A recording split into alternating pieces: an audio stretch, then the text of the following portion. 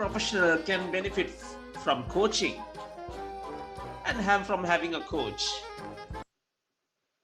and serving as one for someone else.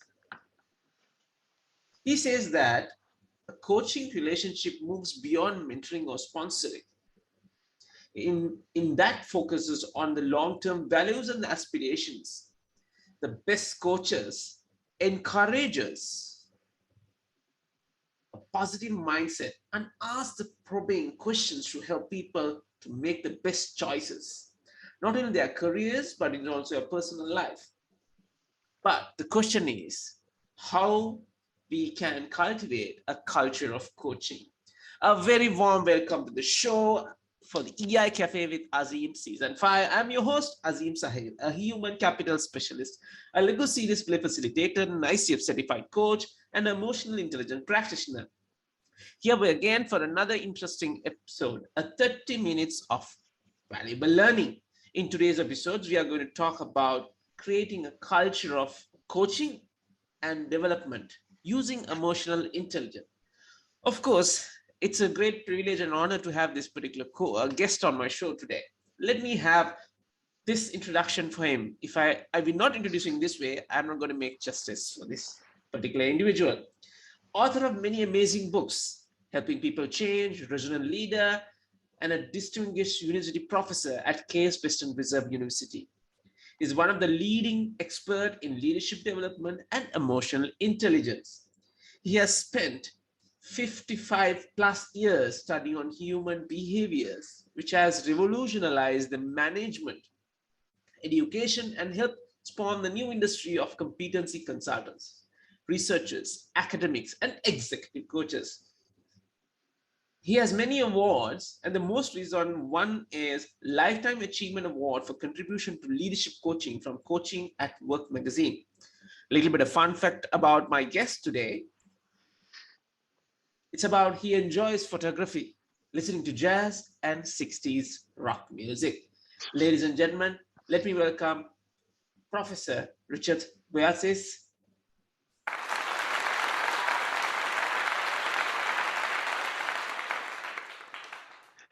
Thank you, Azim, and everybody in the audience. Yes. So, Professor, thank you very much for giving this amazing opportunity. It is a pleasure and an honor to have my show. I know I've been coming around you from last November, I guess. You've been busy schedule. Yes, here we are. So once again, thank you very much for having you in this particular element with your valuable time. Without further ado, Professor, let's get into the main topic, creating a culture of coaching and development using emotional intelligence. But before I go there, I was listening to one of your interviews, which was on LinkedIn, and I heard that you studied in your early career to be an astronautics.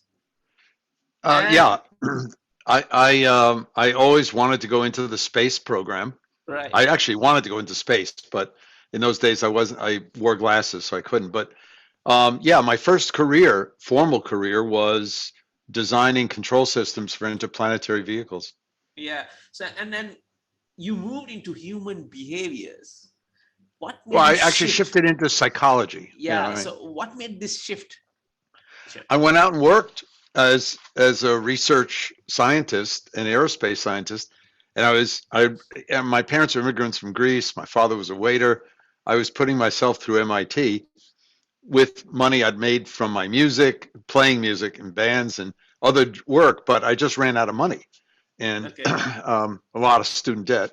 So they got me a job for Northrop Norair in California. I was working on in 1966 and early 67, working on some of the space vehicles. And I discovered that in terms of the day-to-day work, it was boring. So I went back to MIT. I finished my degree, and I said, I don't know what I'm going to do. I don't want to go in. Every relative of mine, every male relative on our side of the Atlantic was in the restaurant business. That's what Greeks did. My father had immigrated, immediately went into the U.S. Army, fought through Europe and Germany and France and all that. Came out and became a waiter. So I didn't want to do that. I didn't think I was really good enough to go professional in my music. And Right. I said, okay, I might as well go into management. So I took some courses at the School of Management at MIT because, and they sounded really foolish to me, organizational psychology. Um, but the professor, David Kolb, who you may know from his experiential learning work later, years later, at that point hadn't finished his doctorate yet at Harvard, was about to. And he mentioned in his description of the course that there'd be no tests. So I raced to his classroom to get in because it turns out I'm test phobic. I hate taking tests. Um, and he, during the process of that course, introduced me to psychology. I said I wanted to do my paper on how managers don't help their subordinates because that's what I thought happened out at Northrop. Mm. I mean, we had two departments of Sheldons, if you watch Big Bang Theory. I mean, Okay. really scary, smart folks. And I couldn't believe how little the managers got out of us because they were nerds themselves. They didn't understand. So he asked me to work with some real data they'd collected at MIT on how the 30-year-old students were helping each other or not. He loved what I did, offered me a job doing research. We ended up publishing the study. He Mm. got me into PhD seminars with people like Ed Schein and Dave McClelland and Wow. yeah, people who were giants in the field. I didn't know that at the time. I was new to the field. And the next thing I know, Ed and Ed Schein and David Mm. McClelland Mm. took Mm. me under their wing and they got me into Harvard in the PhD program in psychology. And that was it. I was off and running. Wow. I think because I read you have written more than 200 articles and many books. I think that Right. itself a lot of research involved in terms of human behaviors and the psychology aspect. Um, Getting back to the topic, in today's context, people are talking about a lot about coaching, right? Right. Even in your book, Helping People Change, you talk a lot about this compassionate coaching with compliance coaching, etc., Right. etc. In today's context, Professor, what do you think? How important coaching as a tool for leaders? Yeah. Um, how Let me, important is it? Yeah. yeah, Azim, let me offer a few data points to illustrate how critical it is. Before COVID, 76% of the people with full-time jobs in North America, 83% in Europe, and 81% in Japan. I don't know Sri Lanka, India, Malaysia, but I hear the same sense. That percentage of people with full-time jobs were not engaged in their work. That is a massive human capital motivation crisis. And that was before COVID. Now, because of all the stress from COVID and the disruptions and all the political things going on, I don't know. I haven't looked at the data in Sri Lanka in the last few months, but I know as of this week in the U.S., there are 11 million jobs open, and something like 6 million people quit their jobs. Ooh. They were doing fine. They just didn't like it anymore. So there's this massive disruption going on, Mhm. and it's being called the Great Resignation. Yeah, you go. Yeah. And I think it's not part of it's the fear that COVID and social isolation has caused in everybody. Part of it's the fear going on between what's going to happen with, Putin and Ukraine, what's going to happen with, the Rocket Man, in North Korea, what's going to happen with the Chinese, attempt to take over Taiwan. I mean, again, we feel like we're on the brink of war in many Mm. different sectors. Mm. So you add all that together, and people are saying, I don't want to live like this. So the central question is, why aren't people engaged in their work? Now, in one of our books, I don't know, a number of years ago, I found, because I was on the faculty of ESADE in Mm. Barcelona for 20 years, and I spent a lot of time in Europe, and I found this study that they did of 1,800 MBA graduates. And Mm. MBA graduates are famous for, they leave whatever company they go to work with after they Yeah. graduate within 6 to 8 months. So they interviewed 1,800 MBA graduates 2 years after they graduated. And they said, why did you go to work for the company you're now working for? And why are you choosing to stay, assuming you are? Mm. And they listed all of the things that came out on 1,800 MBA grads across all of Europe. Money, salary, comp, benefits was seventh. Seriously. Seventh. Oh gosh. What were the first six? Opportunity to grow and develop, opportunities to get developed and train, opportunities for novelty. It was all around the theme of development. Mm. So you quickly understood that if organizations wanted to attract people, they had to offer an interesting work. Now, I am not talking about hourly workers. I'm Mm. not talking about people that don't have marketable skills. Skills. For them, the pay and some of those issues of benefits are, Mm. of course, Mm. tantamount. Mm. But for everybody else, all of the skilled workers, from computer programmers to nurses to people that are good at sales, and because of your practice as a coach and as an EI professional, people that are good with people end up having a very, very marketable talent skill. And for those folks, they're looking for something more. And it turns out that it's around. I I remember in around 2012 in Europe, I was doing talks for different Ca' Foscari di Venezia and Alba in Greece and different MBA programs around Europe. And I was struck with the fact that for the first time in my experience, I mean, I've been going back to Europe and seeing my family in Greece and others since 1950. And I've been going now for the past 45 years, my wife and I every year back to Greece, but I've been going to Europe once a month. For the first time, I was hearing people, 30-year-olds, saying that they were leaving jobs for the big companies, the consulting companies, the Procter and Gamble's, American Mm. Express, the Mm-hmm. big. And I'd say, why? And they said, well, I want to start my own business. I said, you're leaving a good job, but you don't have another job? They said, no. I said, aren't you worried? This was the key. They said, no. Now, I had never heard that before in all these decades. Mm. So what we have, and I believe you see it everywhere, we have a massive talent. And it's not just a generational issue. Everybody's complaining about Yeah. millennials or Gen Z. It's not that. It's everybody. Mm. And we have a massive misjuncture. Now, let's go back to that data point about why are people choosing to stay with an organization.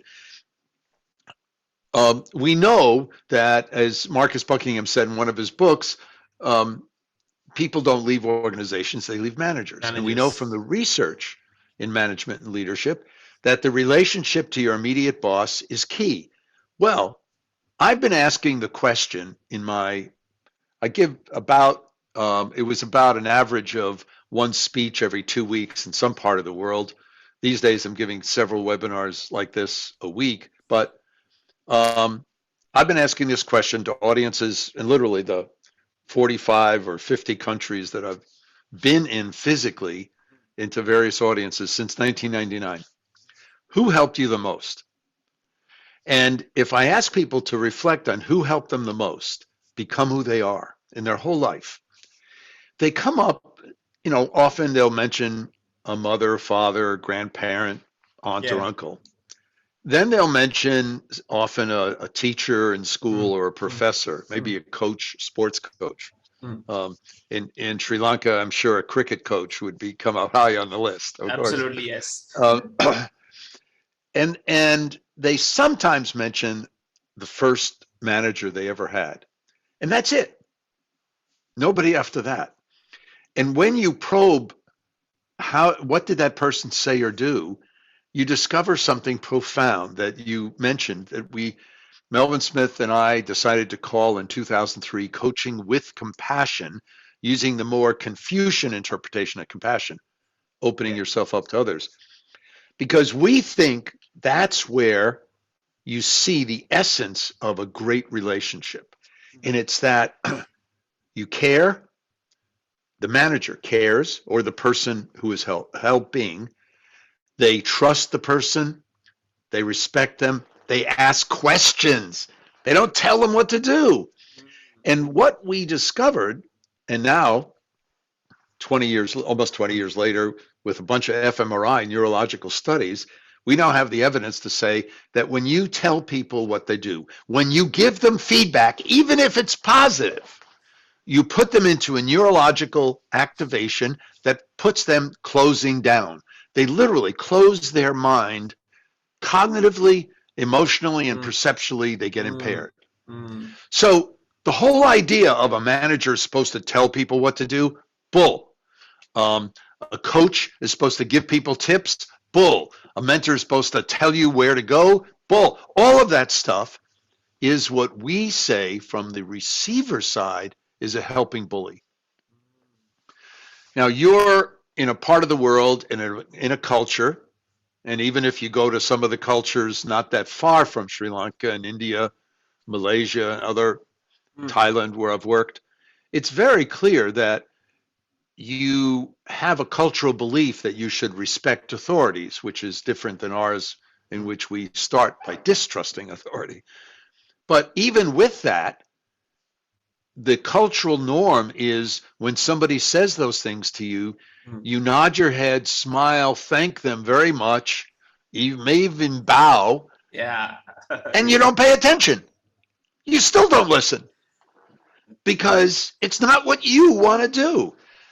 And the number of executives, 40, 50, 60-year-olds I deal with, whether they're physicians or executives, of a number from Sri Lanka in the past, but Indians, Malaysians, of course, Chinese, Japanese, Korean, Asian, who basically say, you know, I've been a dentist, I've been a surgeon, I've been an engineer, but now I want to do this. That's why I'm coming to you.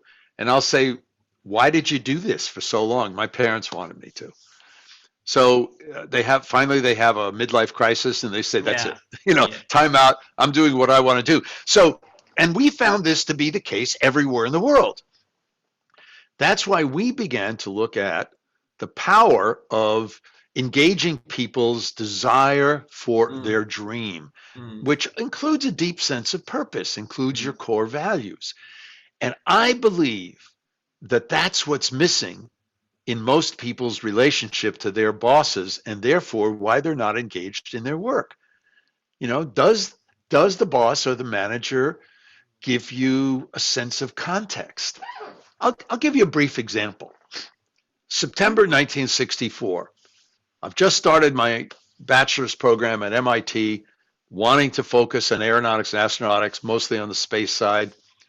And I got assigned as a part of one of my seminars to a project at the instrumentation labs, which is later was an offshoot from MIT, but it was a part of the MIT labs that did a lot of the research and development. And I got enough security clearance to walk in the door, and the project manager said to me when he sat me down, and he was the project manager for part of the lunar excursion module. This is 1964, so this is way before we actually landed on the moon. And he said, you don't know much yet. And I said, I know. I'm not arrogant about that. And he said, therefore, I can't ask you to do some of the really interesting kind of sexy stuff. I said, I understand. He said, but I want you to help us with the navigation system. I said, really? How? He said, part of the navigation system, when we land on the moon, and then later preparing to land on Mars, is going to be laser based. And we need to have very precise measurements from the lasers. Now in 64, lasers were still kind of new. He said, we have to have very precise measurements. We have to know whether or not we're coming down on a 2-inch or 2-foot boulder, or a 2-inch rock, or a piece of 2-millimeter dust. He said, we need very precise measurements. And right now, we don't know which lasers to use. There are 3 different gas-based lasers that are in contention. I said, wow. He said, okay, so I want you to help us calibrate them to find out how much dispersal they'll be. So I was sitting in a dark room, you know, my 1 day a week, for that semester, Mm. measuring the distribution of the light a certain number of feet away. And periodically, if it was at the clearance level that I was satisfied, he would invite me to a project meeting. And it was exciting. It was exciting, even though I was doing one of those, kind of menial things, measuring dispersal. He helped me to understand that it was a part of a very important issue on a very important and exciting project. Context, purpose. Mm. That's the kind of stuff. And Absolutely. and unfortunately, as you know from reading our book, we have the neurological evidence to say when managers or executives try to be leaders and they Mm. focus on the financials, Mm. they do the opposite because Mm. the financials focus, there's necessary, but it actually causes us to activate what Tony Jack calls the analytic network. And when you're doing that, it helps you solve a problem, but it closes you down to new ideas. Mm. So when you think about a manager engaging the people that work for them or with them, it's not to tell them what to do. It's quite the opposite. It's not even giving them feedback. I mean, a lot of people think feedback is coaching. It's not. And unless it's done in a very, very specific way, way. it's not just specific behavior, but I mean, the condition is where the person really wants the feedback. Mm. Look, most subordinates, when their boss gives them feedback, they nod their head like you're doing with me right now. Yes, and you smile, but they're doing it with their fingers in their ears. Yes. They're saying, "Oh yes, that's very helpful, thank you," because they're not going to pay attention. Mm. But you make believe because you're supposed to. So the dilemma is most of the time, feedback is only useful if you want to get rid of somebody. So what you're saying is you're asking the right questions to trigger his or PEA, or you said like positively emotional Yes. attractors. So, Yes. So in that line, Professor, I would like to come in this particular context where how does emotional intelligence? I know you have worked with Dr. Daniel Goleman, and for your record, I got the opportunity in last October to share the stage with Virtual Summit on emotional intelligence. In that context, how does emotional intelligence, this PEA and NEA, right.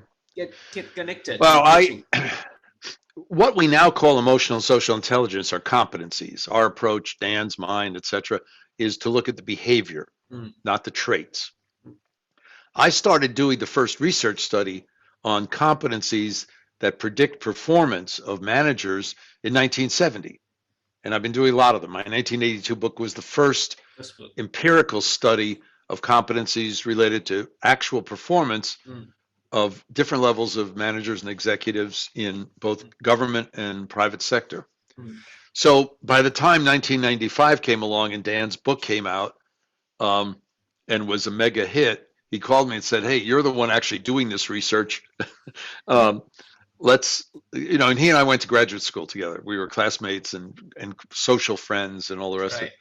So I have done hundreds of these studies. I'm still supervising many of them with doctoral students. I'm doing one right now, one of the largest medical centers in the U.S., looking at that observed emotional and social intelligence behavior of the physicians related to their actual clinical outcomes. Nobody's done this yet. I'm doing 2 studies doing that with coaches. Well, you're a coach. All these certification models that are based on competencies, it's all mirrors and blue smoke. There's no research behind it. I mean, they do surveys, but I showed my 1982 book that half of which you identify through surveys is either irrelevant or opposite. So what is it? Well, if part of a motivating and engaging relationship between, let's just call them a boss and their subordinate, is a quality of mutual caring, we call compassion. What do you need to feel and show that? You need emotional intelligence. I mean, you have to be able to be in touch with your emotions and the social intelligence, the emotions of others. If you're going to ask, as you just mentioned, the right questions at the right time to get people out and feel engaged and contribute, use their talent. you have to have emotional and social intelligence. And the mistake people made for too many decades, actually, it started at about 1900, was that the determining factor for effectiveness in any professional or managerial or leader job was your cognitive intelligence. Mm. That was a gross manipulation and a false start. I mean, it actually, you can generate you could look at historically the epidemiology of it, Mm. and it turns out a lot of it was going into World War I, when a lot of countries wanted to figure out who to hand rifles to. And they decided they didn't want to hand rifles to people who at the time, excuse the expression, they thought were idiots. So they created the field of cognitive intelligence testing, because they wanted to know that somebody could kind of do an if-then statement, knew not to point it at one of their friends, the gun and all. I mean, it sounds stupid, but that's where it started.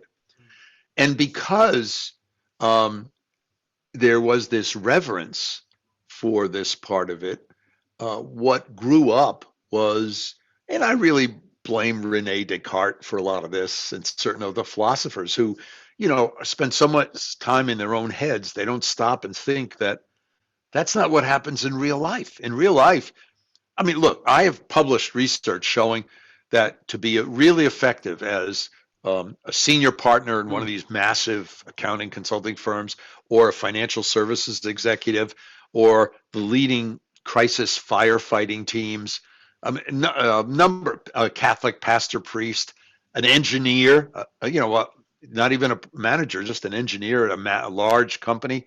All of these jobs, you have to demonstrate a certain amount of cognitive intelligence. But you also have to demonstrate a certain amount of emotional intelligence and a certain amount of social intelligence. And it's the combination of all three that enable you to be effective. Because you have to handle your own emotions. I mean, if you can't do emotional self-control and you fly off the handle, you're useless.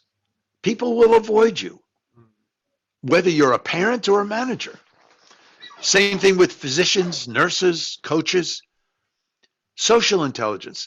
You need to connect with the emotions of the other person. You have to ask them, as you pointed out, you have to ask them questions that open up possibilities. And you also have to figure it out yourself, what's going on. So it is the combination of these three forms of intelligence that ends up being so important. And we have proof of that in these published studies. What's also shown is that no one of these makes up for the other. So there's no amount of cognitive intelligence that will make up for, you can't make eye contact. And in a neighboring country of yours, I remember a few years back, Naranja Merti, who is a great entrepreneur, did something when he created Infosys that was amazing. He said, I want to create a family atmosphere. See, he had this feeling, and that's what he said it was, that these very analytic, he didn't use those terms, but very nerdy, he didn't call them that either, programmers needed something. What they needed was a family feeling to cover the social part. Yes. And a way of talking to each other. And he modeled it. I mean, he was brilliant on all three of these forms of intelligence.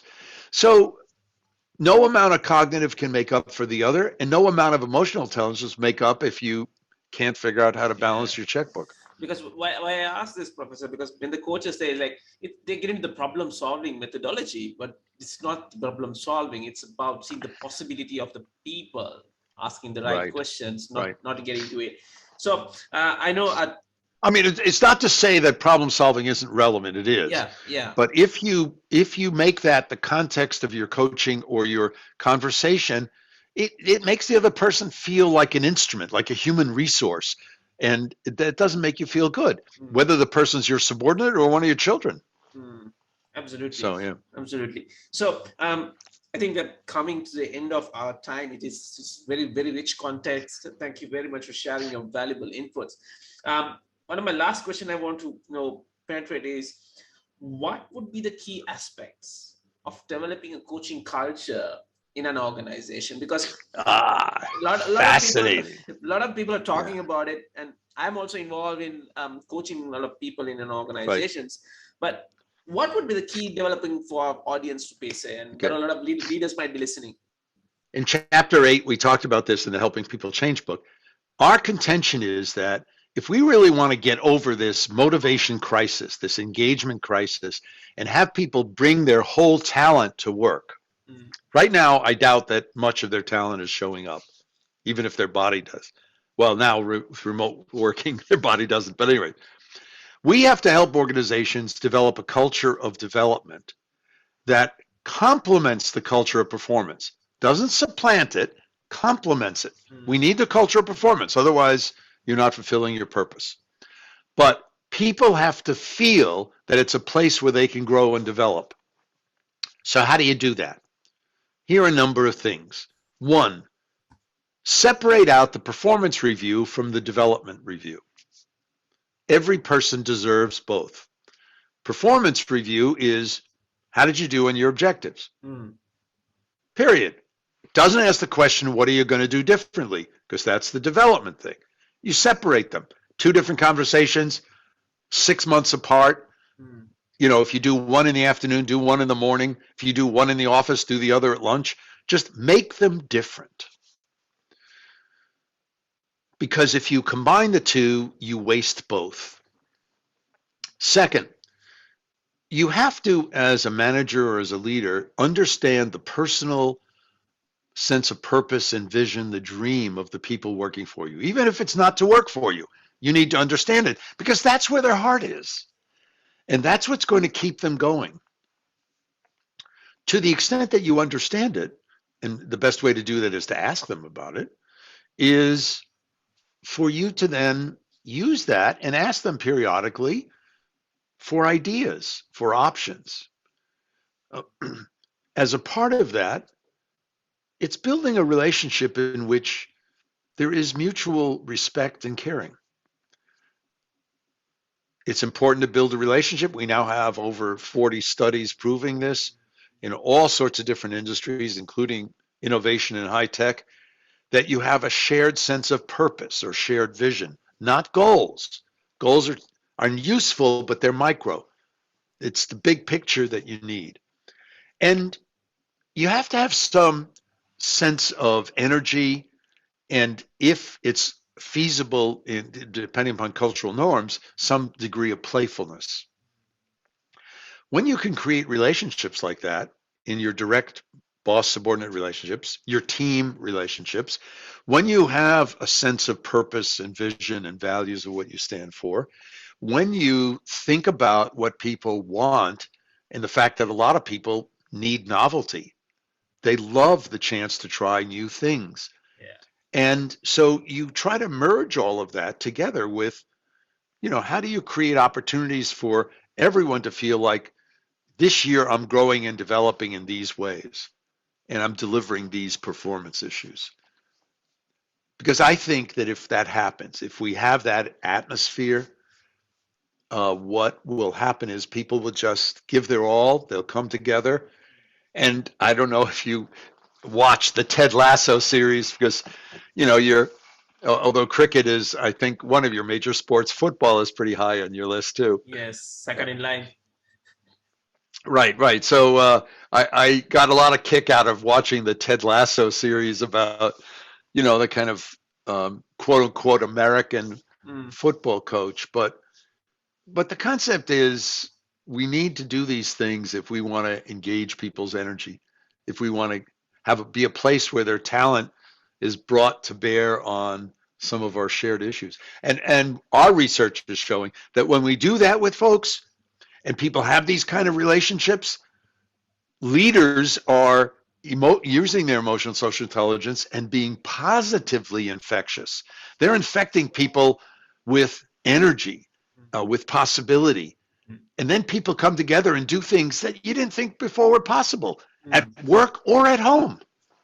Absolutely, absolutely. I think that was nicely placed. I think that's the culture I think we need to create as leaders, because some of the, especially this part of the world, we always talk about performance, talk about the reviews, and especially on the only once a year, right? End of the year we talk about, but again, your development aspect, where does it really boil down? And the question is, are we doing correctly the whole process? As a question mark. So, wow, that was really amazing context, Professor. Before I let you go, I want you something. What would be one thing you would like to put it out for the leaders or the coaches who are listening? What would be one thing or one tip or golden nugget you would like to share in terms of coaching with your experience? Ask people one of two questions or both, and keep asking. If your life were perfect in 10 to 15 years, what would it be like? Not work, life. Perfect. If it was ideal, 10 to 15 years. Ask people to dream and talk about it. Do not get into planning. Do not worry about feasibility. Just talk about the dream. It turns out that it does things inside of you that open you up. And as soon as you get into planning, you're closing down. And so that covers the hope. And then the compassion is ask people to reflect, maybe once a week, on who helped them the most. And think of a person, think of a moment, and remember it. Because those two experiences of hope and compassion are very primal emotions that engage the human being regardless of your culture, your race, your gender, your faith.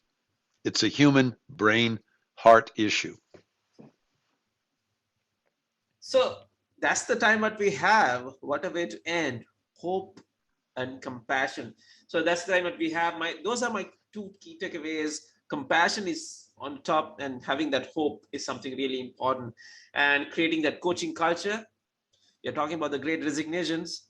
There you go. I think Professor did share some fantastic stats and information for us.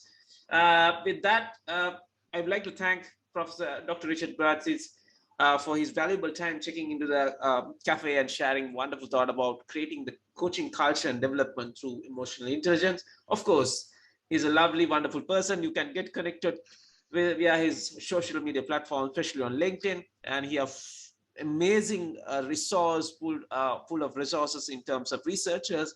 And please get hold of one of his book. My personal favorite is Helping People Change, which changed my life in a certain way of doing coaching. So again, Professor, thank you very much for your valuable time spending in the cafe and sharing your valuable thoughts and the knowledge and the experience with our audience. Thank you, Azim, and God bless. Thank you very much.